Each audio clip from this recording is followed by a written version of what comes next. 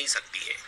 और आज जिस प्रकार का विषय उजागर हुआ है वो अपने आप में बहुत चिंताजनक है और कहीं ना कहीं ये दिखाता है कि जिन विषयों पर विश्वास होना चाहिए उन विषयों को दरकिनार करके विश्वास में धोखा दिया है।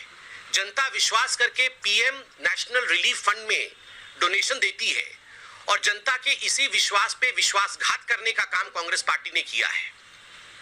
जैसे कि नड्डा जी ने कहा है, one families hunger for wealth has cost the nation immensely. ये जो परिवार है, ये जो देश में एक ऐसा परिवार है जो सोचती है कि देश उसी का है, इसी परिवार ने अपने हंगर फॉर वेल्थ के लिए कि सारा जायदाद सारे पैसे हमारे ही पास आ जाएं, उस कारण से जिस प्रकार के घृणित कृत्य को अंजाम दिया है उसका आज पर्दाफाश हम करने वाले हैं। बंधु, आप जानते हैं 1948 से पीएम नेशनल रिलीफ फंड नामक एक फंड चलता है। इस फंड का मुख्य काम क्या है? इस फंड का मुख्य काम है जो लोग नेचुरल कैलामिटीज में मारे जाते हैं उनके परिवारों के विषय में चिंता करना और उनके विश्वास को जीतना, उनको खड़ा करना, उनको आगे बढ़ाने का प्रयास करना। और ये जो डोनेशन होता है ये आप और हम करते हैं, अर्थात जनता के द्वारा डोनेट किया जाता है। बंधुगण, इस परिवार ने, ये जो वाड्रा गांधी परिवार है, इस परिवार ने जिस प्रकार पीएम नेशनल रिलीफ फंड के पैसे को अपने स्वार्थ के लिए इस्तेमाल किया है, ये अपने आप में घृणक है, ये अपने आप में एक बहुत बड़ी बात है, भ्रष्टाचार की पराकाष्ठा है। आप जानते हैं पीएम नेशनल रिलीफ फंड के जो बोर्ड था, अनेकों वर्षों तक एक कानून बनाया गया था कांग्रेस के समय में कि जो पीएम नेशनल रिलीफ फंड होगा उसके बोर्ड में सदैव ही national president of Congress party रहेगी। कांग्रेस पार्टी की जो नेशनल प्रेसिडेंट है, जो भी, वो सोनिया जी हो या राहुल जी हो, जो भी प्रेसिडेंट रहेगा कांग्रेस पार्टी का वो बोर्ड में रहेगा। और पीएम नेशनल रिलीफ फंड से जो पैसा रिलीज होता है किसी भी संस्था के लिए और किसी भी काम के लिए, तो प्राइम मिनिस्टर, पहले यह था कि कांग्रेस पार्टी भी रिलीज करती थी मगर बाद में आया कि प्राइम मिनिस्टर के द्वारा रिलीज होता है। तो प्रधानमंत्री डॉक्टर मनमोहन सिंह थे जिस काल के विषय में हम बात करने वाले हैं।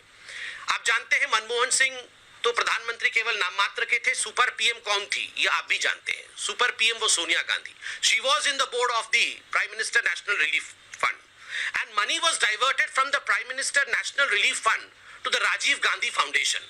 ये राजीव गांधी फाउंडेशन एक परिवार का फाउंडेशन है।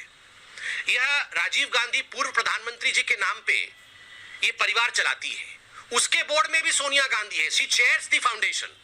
राजीव गांधी फाउंडेशन को कोई चेयर करता है, उसके सबसे बड़े पद पे कोई बैठा है, आसीन है, तो वो सोनिया गांधी जी है। पीएम नेशनल रिलीफ फंड में भी सोनिया गांधी, राजीव गांधी फाउंडेशन में भी सोनिया गांधी।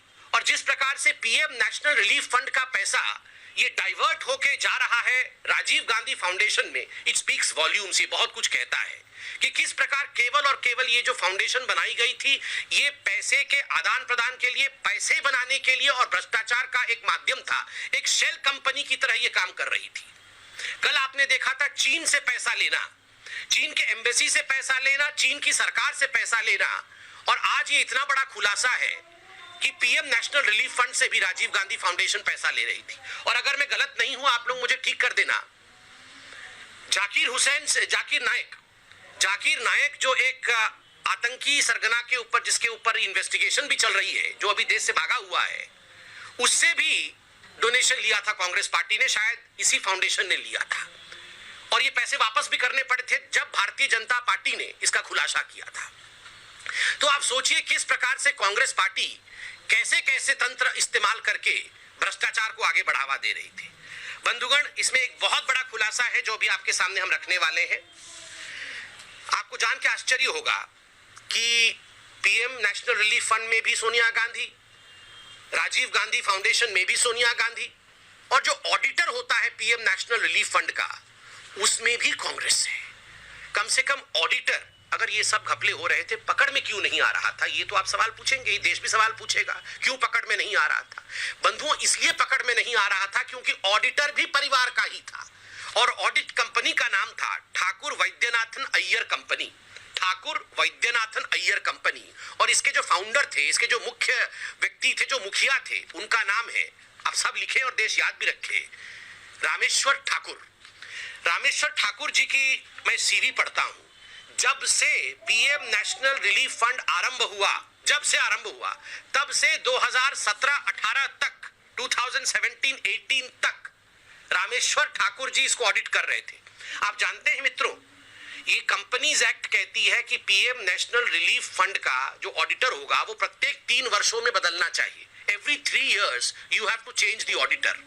मगर यहां कांग्रेस पार्टी के कारनामे को देखिए, उनके निर्भयता को देखिए। भ्रष्टाचार भी कर रहे हैं और निर्भयता से भ्रष्टाचार कर रहे हैं। कोई भय नहीं है, क्योंकि उनको लगता था ये देश तो उनके परिवार का है। माँ बेटे को लगता था ये तो हमारा ही है, सब कुछ हम ही ले रहे हैं, तो इसलिए कोई डर नहीं है।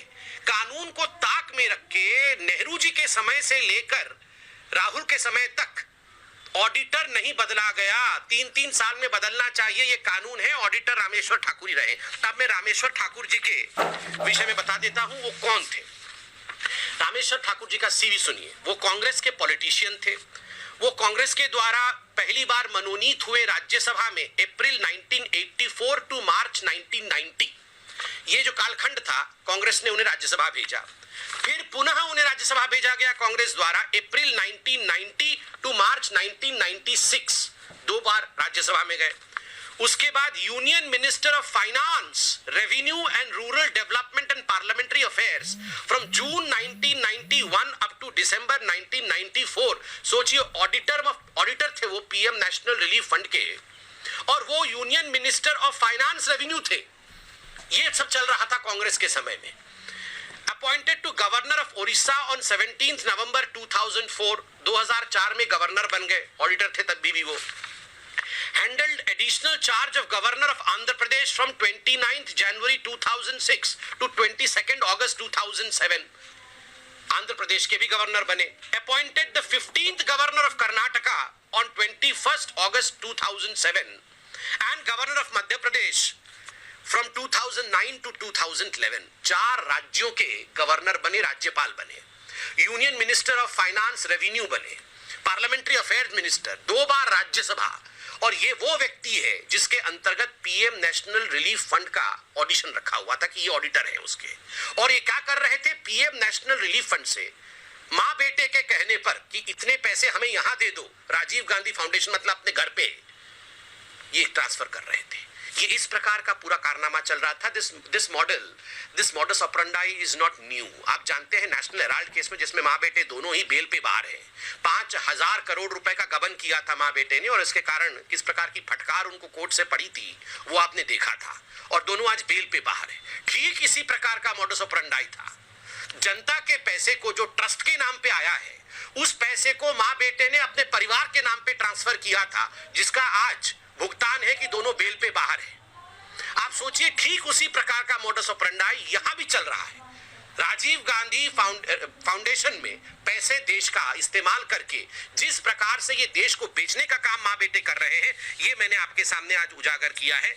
बंधुगण, ये कागज आदरणीय नड्डा जी ने ट्वीट भी किया है, आप सबने देखा होगा, टेलीविजन चैनल्स दिखा भी रहे हैं कि आप देख सकते हैं, ये partner organization and donor of the year 2007-2008 for Rajiv Gandhi foundation. और यहां आप देख सकते हैं prime ministers national relief fund. आप सब देखें कि किस प्रकार खुद उन्होंने डिक्लेयर किया है कि हमने PMNRF से पैसे लिए, केवल